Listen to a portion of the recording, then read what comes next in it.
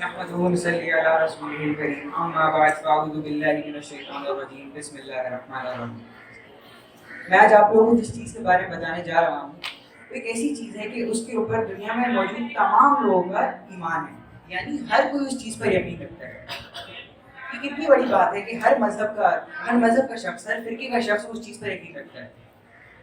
آپ اس بات کی گہرائی کا اندازہ اس طرح لگائیں کہ ہمارا جو مذہب ہے اسلام، وہ بے شک ایک سچا دین ہے، لیکن اس پر بھی اتنے سارے لوگ ہیں دنیا میں جو ایمان نہیں رکھتے. اور اس کی وجہ یہ ہے کہ ان لوگوں کی آنکھیں تو کھلی ہیں مگر ان لوگوں کے دل گھرے ہوئے ہیں. لیکن جس چیز کا میں آپ کو بتانے جا رہا ہوں اس چیز کے اوپر یقین ہونے کے لیے صرف آنکھیں کھلی ہونا ہی کافی ہے، اور وہ چیز ہے موت. موت یعنی انسان کا اس فانی دنیا سے کنیکشن ختم ہو جانا، اور جو اصلی اور ہمیشہ رہنے والی زندگی ہے اس سے کنیکشن جڑ جانا.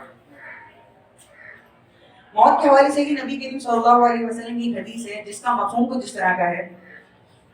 ایک دفعہ نبی کریم صلی اللہ علیہ وسلم صحابہ کرام کے ساتھ بیٹھے تھے تو ایک انصاری صحابی ان کے پاس آئے اور انہوں نے نبی صلی اللہ علیہ وسلم سے ایک سوال کیا کہ پیارے نبی صلی اللہ علیہ وسلم سب سے زیادہ بہترین مسلمان کون ہے؟ نبی صلی اللہ علیہ وسلم نے جواب دیا سب سے زیادہ بہترین مسلمان وہ لوگ ہیں جو کردار کے سب سے اچھے ہوں. پھر انہی انصاری صحابی نے ایک دوسرا سوال کیا اور وہ سوال یہ تھا کہ نبی صلی اللہ علیہ وسلم سب سے زیادہ عقل مند وائزسٹ مسلمان کون لوگ ہیں؟ تو نبی صلی اللہ علیہ وسلم نے جواب دیا سب سے زیادہ عقل مند وہ مسلمان ہیں جو لوگ موت کو ہمیشہ یاد رکھیں اور اس کے بعد آنے والے مراحل کے لیے تیار رہیں. اس حدیث سے ہمیں اس جواب سے نبی صلی اللہ علیہ وسلم ہمیں یہ سمجھ میں آتا ہے کہ نبی صلی اللہ علیہ وسلم موت کو یاد رکھنے کو بہت اہمیت دے رہے ہیں. تو موت کو یاد رکھنے کے تو بہت سارے فائدے ہیں، مگر سب سے اہم اور جو مین فائدہ ہے وہ یہی ہے کہ انسان گناہوں سے دور رہتا ہے. اور اس کی وجہ یہ ہے کہ جب انسان کے ذہن میں موت رہتی ہے، انسان کے ذہن میں بات رہتی ہے کہ موت کبھی بھی آ سکتی ہے اور بتا کر نہیں آئے گی موت، تو اس لیے انسان یہ سوچ کے گناہوں سے دور رہتے ہیں کہیں میرا اختتام کسی گناہ کے درمیان میں ہی نہ ہو جائے. خیر، انسان کو زندگی میں جو بھی حالات کا سامنا کرنا پڑتا ہے ان کو ہم دو اقسام میں ڈیوائڈ کر سکتے ہیں، ایک اچھے حالات اور ایک برے حالات. تو جب انسان میں برے حالات آتے ہیں یعنی انسان کو زندگی میں کسی چیز میں ناکامی کا سامنا کرنا پڑتا ہے، یا انسان کو کوئی فائنینشیل کرائسس آتے ہیں، یا انسان کو کوئی بھی اور اس طرح کے کوئی مشکلات کا سامنا کرنا پڑتا ہے، تو انسان جب اس وقت موت کو یاد رکھتا ہے تو انسان سکون میں آ جاتا ہے اور اللہ تعالیٰ سے کنیکٹڈ ہو جاتا ہے. اس کی وجہ یہ کہ انسان کے ذہن میں بات آتی ہے کہ یہ جو سارے برے حالات کا میں سامنا کر رہا ہوں یہ اللہ تعالیٰ کی طرف سے ہی دیے گئے ہیں اور مجھے واپس تو جانا اللہ کے پاس ہی ہے. تو اس لیے انسان سکون میں آ جاتا ہے اور اپنے اللہ سے رجوع کرتا ہے. جبکہ جو لوگ یہ حرکت نہیں کرتے، جبکہ جو لوگ موت کو یاد نہیں رکھتے وہ لوگ غلط کاموں میں چلے جاتے ہیں. اکثر لوگ ڈرگس کرنا شروع کر دیتے ہیں اور دوسرے غلط کام کرنا شروع کر دیتے ہیں. اسی طرح اگر ہم اس چیز کو دوسرے نظریے سے دیکھیں جو کہ ہے کہ انسان اچھے حالات میں اللہ تعالیٰ کو یاد رکھے، یعنی انسان کو زندگی میں کسی چیز کی کامیابی ہوئی ہے، انسان کو کوئی خوشی خبر ملی ہے، اور اس وقت جب انسان موت کو یاد رکھتے ہیں تو انسان کے لیے چیزیں تھوڑی سخت ہو جاتی ہیں، لیکن یہ چیزیں سخت ہونا انسان کے لیے بہت بہتر ہے. کیونکہ اس کی وجہ یہ ہے کہ انسان کے لیے چیزیں اس طرح سخت ہو جاتی ہیں کہ انسان کو کوئی خوشی خبر ملتی ہے اور انسان پر جب موت کو یاد رکھتا ہے تو انسان کے ذہن میں بات آتی ہے کہ ابھی تو یہ خوشی خبر ختم ہو جانی ہے، جو خوشی ہے جو بھی ہے جو سب کچھ فانی ہے اور یہ سب ختم ہو جانا ہے، اور آخر میں جانا تو اللہ تعالیٰ کے پاس ہی ہے.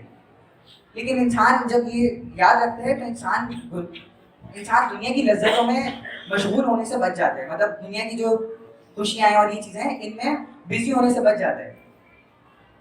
اور اسی حوالے سے نبی کریم صلی اللہ علیہ وسلم کی ایک حدیث ہے جس کا مفہوم کچھ اس طرح کا ہے موت کو کثرت سے یاد رکھو جو کہ لذتوں کو ختم کرنے والی چیز ہے. میں موت کے حوالے سے ابھی کچھ پڑھ رہا، موت کے حوالے سے جب ریسرچ کر رہا تھا تو میرے سامنے ایک واقعہ آیا ایک عالم کا.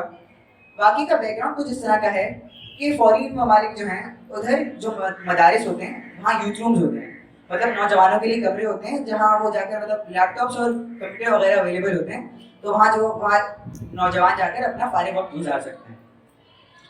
تو یہ عالم بتاتے ہیں کہ ایک دفعہ یہ اسی جگہ سے گزر رہے تھے تو ان کو ایک نوجوان کچھ غلط کرتا ہوا نظر آیا، لیپ ٹاپ پہ کچھ ایسا غلط چیز دیکھتا ہوا نظر آیا. تو ان کو لگا کہ اس نوجوان میں خیر ہے، مگر ان کو لگا کہ اس نوجوان میں خیر ہے اور یہ اس کی طرف بڑھنا شروع ہوئے. اس کو پتہ نہ چل سکا اور یہ اس کی طرف بڑھتے گئے اور اس کے قریب پہنچ کر انہوں نے اس کو سائڈ سے ہگ کر دیا اور کہا کہ اگر میں موت کا فرشتہ ہوتا تو کیا تم اپنے اللہ کے پاس جانے کے لیے تیار تھے؟ تو وہ نوجوان گھبرا جاتا ہے اور وہ گھبرا کے روتے روتے بولتا ہے کہ اللہ کی قسم میں تیار نہ تھا اپنے اللہ کے پاس جانے کے لیے. یہ واقعہ سنانے کا مقصد یہ ہے کہ میں آپ لوگوں کو بتا سکوں کہ موت وقت، موقع محل اور عمر دیکھ کر کبھی بھی نہیں آتی.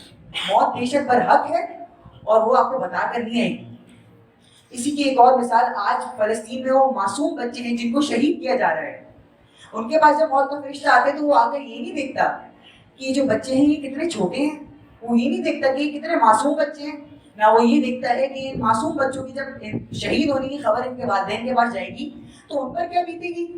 نہیں، موت کے فرشتے کا کام ہے انسان کی روح نکال لینا، اور وہ انسان کی روح نکال لیتا ہے جس وقت اس پر حکم دیا جاتا ہے.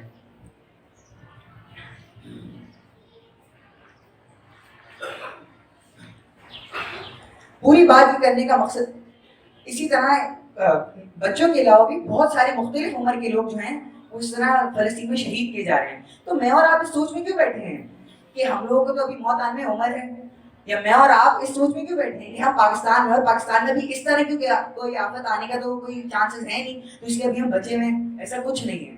ہمیں کچھ نہیں پتا موت کب آئے گی. موت اگلی لمحے بھی آ سکتی ہے اور ہمیں اس کے لیے تیار رہنا ہے. پوری بات کرنے کا مقصد یہ ہے کہ نبی صلی اللہ علیہ وسلم کی ایک حدیث ہے جس کا مفہوم کچھ اس طرح کا ہے کہ موت کے بعد انسان کی 3 چیزیں ایسی ہیں، 3 اعمال ایسے ہیں جن کی وجہ سے اس کے اعمال کا، نیکیوں کا دار و مدار جو ہے وہ چلتا رہے. وہ 3 چیزیں کیا ہیں؟ ایک انسان کا بانٹا گیا علم، دوسرا انسان کا کیا گیا صدقہ، اور تیسری چیز انسان کی نیک اولاد. تو اب اس سب کے حوالے سے ہمیں کیا کرنا چاہیے، ہمیں کس طرح موت کی تیاری کرنی چاہیے؟ تو سب سے پہلے تو ہمیں اللہ تعالیٰ سے دعا کرنی چاہیے کہ یا اللہ ہمارا اختتام اچھا ہو، کیونکہ نبی صلی اللہ علیہ وسلم کی حدیث ہے کہ انما الاعمال بالخواتیم. ہم نے یہ حدیث تو بہت زیادہ سنی ہے کہ انما الاعمال بالنیات، کہ سارے اعمال کا دار و مدار نیت پر ہے. اسی طرح یہ حدیث ہے کہ سارے اعمال کا دار و مدار ان کے اختتام پر ہے، یعنی جو آپ کا اختتام ہے اسی کے بعد آپ کے موت کے مراحل کا ڈیسیژن ہوگا. تو اس لیے اللہ تعالیٰ سے ہمیں دعا کرنی چاہیے کہ ہمارا اختتام اچھا ہو. اور اس کے علاوہ ہمیں چاہیے کہ ہم زیادہ سے زیادہ علم بانٹیں. ہمارے پاس جتنا بھی علم ہے، کم سے کم جتنا بھی ایک آیت کا علم ہے ہم اسے بھی بانٹیں، لوگوں تک پہنچائیں، تاکہ ہمارے انتقال کے بعد بھی اگر وہ چلتا رہے تو ہماری نیکیاں بڑھتی رہیں گی. اسی طرح ہمیں اپنے والدین کے لیے نیک اولاد بننا ہے. اور تیسرا کام ہمیں ڈونیشنز کرنی ہے، صدقات کرنے ہیں. اور ابھی ہم صدقات کیسے کر سکتے ہیں؟ فلسطین کے لیے بہت ساری آرگنائزیشن ہیں جو صدقات جمع کرنی ہے، تو ہم اپنی استطاعت کے مطابق صدقات جمع کر سکتے ہیں اور ان کے بعد جمع کروا سکتے ہیں. باللہ التوفیق.